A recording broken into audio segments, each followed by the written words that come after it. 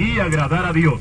La segunda razón por la cual Dios levanta a Enoc es que Él va a derramar un juicio sobre toda la tierra por causa de la maldad de los hombres.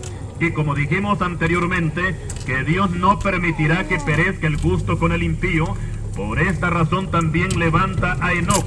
Recordemos que esto sucede en el capítulo 5 de Génesis, y ya en el capítulo 6, Dios se dispone a terminar con la existencia del hombre por medio de un gran diluvio, pero en medio de aquella generación perversa se encontraba un justo llamado Noé, el cual halló gracia ante los ojos de Jehová. Y como podemos ver, Noé no es levantado, sino que Dios le da el trabajo de hacer un arca para que durante el juicio del diluvio estuviera protegido junto con su familia y también con las parejas de animales para conservar la especie. Y ahora vamos a explicar que Enoc es un tipo de la iglesia, de la iglesia que se va, y Noé es un tipo de Israel que se queda y que tiene que afrontar los juicios de la gran tribulación, con la única diferencia que Israel pasará la dura prueba que le espera, porque saldrá también victorioso al final, tal como lo dice Jeremías 37, y citamos: «Ah, cuán grande es aquel día, tanto que no hay otro semejante a él, tiempo de angustia para Jacob, pero de ella será librado». Explicamos que tanto Enoc como Noé, ambos fueron siervos de Dios, que agradaron a Dios, y en el Nuevo Testamento encontramos que tanto Israel como la iglesia son conocidos como pueblos de Dios, con la única diferencia que la iglesia se va en el rapto e Israel se queda. Después que la iglesia se haya ido, como ya lo dijimos anteriormente, es que comenzarán los juicios de Dios sobre la tierra. Ahora veamos el caso de la destrucción de Sodoma y de Gomorra, que dos ángeles de Dios llegaron a la caída de la tarde con el fin de destruir esas ciudades, porque sus habitantes habían pecado más de la cuenta y su fin había llegado.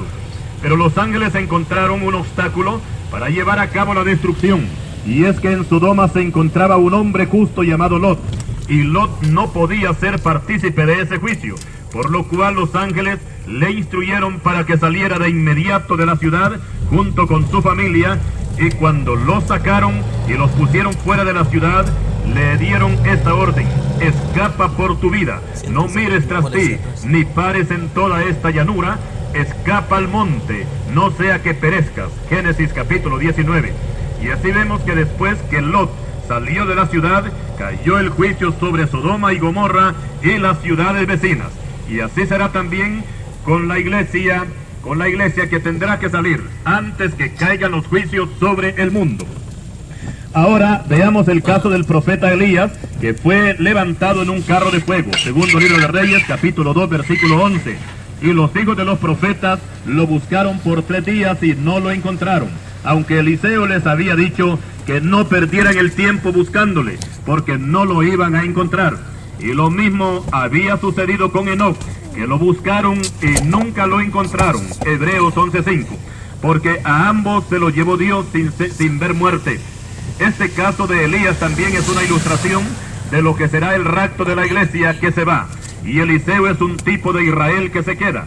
Explicamos que después que la iglesia sea levantada, Israel será el blanco de todas las naciones y servirá de burla para muchos. Deuteronomios 28:37. Y esas burlas provocarán el juicio de Dios sobre las naciones, y Dios se burlará de ellos. Así está escrito en Salmo 59, versículo 5 y versículo 8. Lo mismo sucedió con Eliseo después de la partida de Elías, que se dirigió a Betel, y en el camino le salieron unos muchachos de la ciudad y se burlaban de él y le decían: calvo, sube, calvo, sube. Esto era una burla para el profeta, porque sabían que Elías había subido, que Dios se lo había llevado y que Eliseo por alguna razón no se pudo ir. Recordemos que cuando Dios se llevó a Elías, Elías y Eliseo iban juntos caminando y hablando por el camino. Y como Dios solo se llevó a Elías, ahora los jóvenes se burlan del que se ha quedado y le dicen: calvo, sube. Esto es como si le dijeran: ¿por qué no te fuiste tú y tu compañero sí se fue? Esta burla molestó a Eliseo, y volviendo él atrás los vio y los maldijo en el nombre de Jehová. Y salieron 2 osos del monte y despedazaron de ellos a 42 muchachos. Segundo libro de Reyes, capítulo 2, versículos 23 y 24. Notemos algo aquí muy interesante, y es que después del rapto de Elías, cayó un juicio donde murieron 42 muchachos. Este número de muchachos muertos equivale al juicio que caerá sobre Jerusalén, donde los gentiles la pisotearán por 42 meses. Apocalipsis 11, versículo 2. Y también lo que padecerá Israel cuando sea perseguido por el anticristo en la gran tribulación. Y serán 1260 días, que equivalen a 3 años y medio o 42 meses. Ahora veamos el caso de nuestro Señor Jesucristo, quien vino del cielo con un cuerpo de carne, trayendo el mensaje del arrepentimiento y el perdón. Durante todo su ministerio se identificó como el enviado del Padre, pero el pueblo de Israel públicamente lo rechazó, y eso fue motivo más que suficiente para que se le decretara un juicio a los judíos.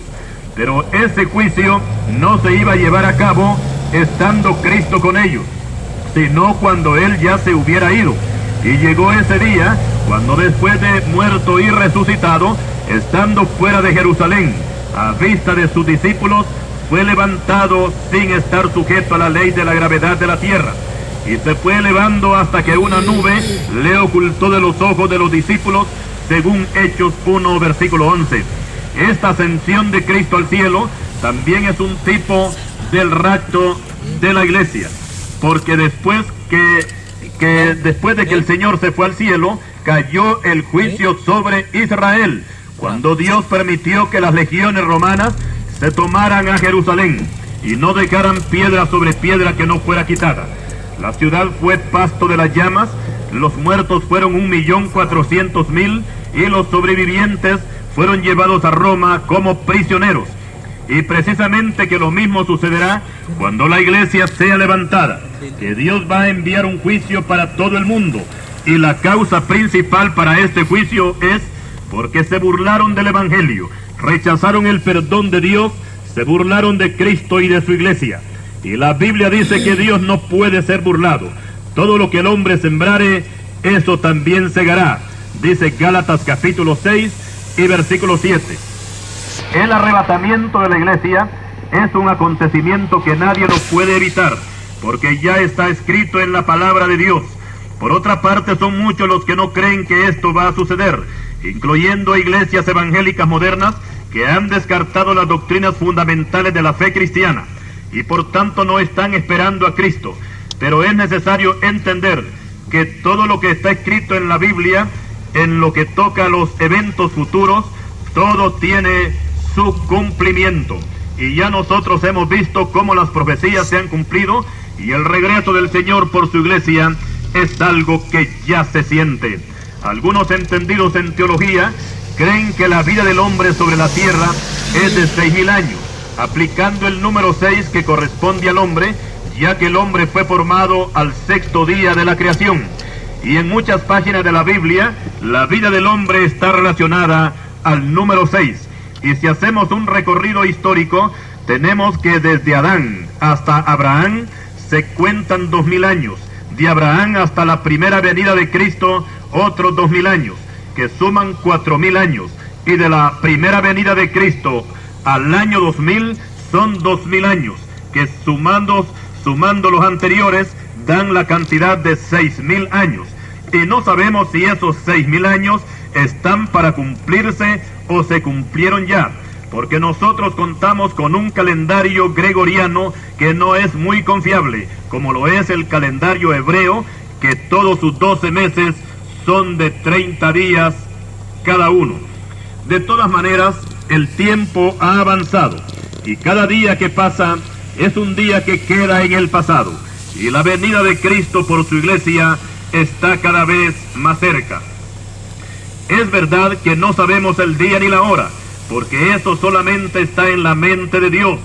Lo único que podemos hacer nosotros es estar preparados en todo tiempo, que no nos vaya a tocar como a las vírgenes insensatas, que cuando quisieron reaccionar ya era demasiado tarde.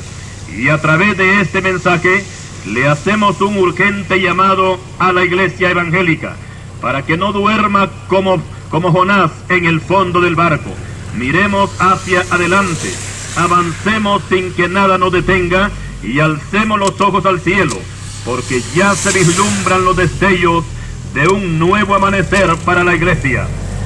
Prepárate, hermano, sí, prepárate para el encuentro con tu Dios, porque el Señor muy pronto viene a levantar a su iglesia. Bienaventurados los que tomen parte en este evento glorioso. El tiempo avanza sin detenerse, y cuando presenciamos y analizamos los acontecimientos actuales, que no son más que las señales proféticas que anuncian el fin del mundo, podemos darnos cuenta que muy pronto se presentará el evento más grandioso de todos los tiempos, la segunda venida de Cristo a la tierra.